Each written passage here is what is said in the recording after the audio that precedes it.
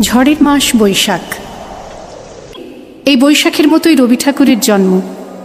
সোনার আশ্বিনে নয়, হিমের রাতের অঘ্রাণে নয়, ফুল রাঙানো ফাগুনে নয়, এই খর ক্ষিপ্র বৈশাখেই তাঁর জন্ম। এই খ্যাপা বৈশাখের গৈরিক তিলক দিয়েই সাজানো তাঁর জন্মদিনের ললাট। বৈশাখে প্রকৃতির নতুন জন্ম, আমাদেরও নতুন জন্ম এই বৈশাখে, 25শে বৈশাখে, রবি ঠাকুরের জন্মদিনে। দেখতে হয় না ক্যালেন্ডার, জিজ্ঞেস করতে হয় না তারিখটা কবে। আগে থেকেই বুকের মধ্যে সাড়া ওঠে, 25শে বৈশাখ আসছে, রবি ঠাকুরের জন্মদিন। বছরে একটা দিনের জন্য তারা নতুন হয়ে যায়। চারপাশে নীলে লালে সবুজে হলুদে রঙিন ফুলের আলপনা, মাঝখানে খয়েরি রঙের সুতোয় রোজ দুপুরের না ঘুমানো চোখে কাজের ক্লান্ত অবসরে বোনা হয়ে চলেছে সেই 4টে লাইন।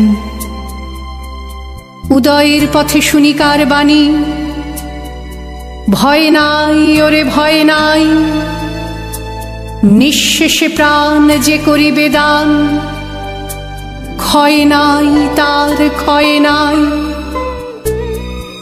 শুধু কি সূচি কাজে?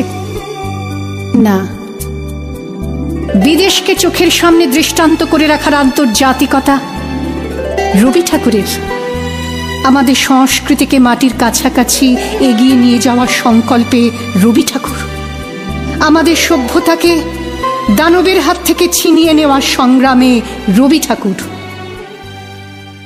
আকাশে মাটিতে মনে এত যে বৃষ্টি পড়ে, তার ছন্দ রবি ঠাকুরের। এত যে ফুল ফোটে, তার গন্ধ রবি ঠাকুরের। তাই প্রতিদিনই তাঁর জন্ম, কোনো দিনই তাঁর মৃত্যু নেই। কালের কালা পাহাড় এসে কোনো দিন যদি ভারতবর্ষ থেকে সমস্ত ঠাকুরের পুজোর প্রদীপ নিভিয়ে দিয়ে যায়, তবু একটি ঠাকুরের বেদী চিরকাল থাকবে মাটির সঙ্গে গাঁথা। কোন ঠাকুর? রবি ঠাকুর। রবি ঠাকুর।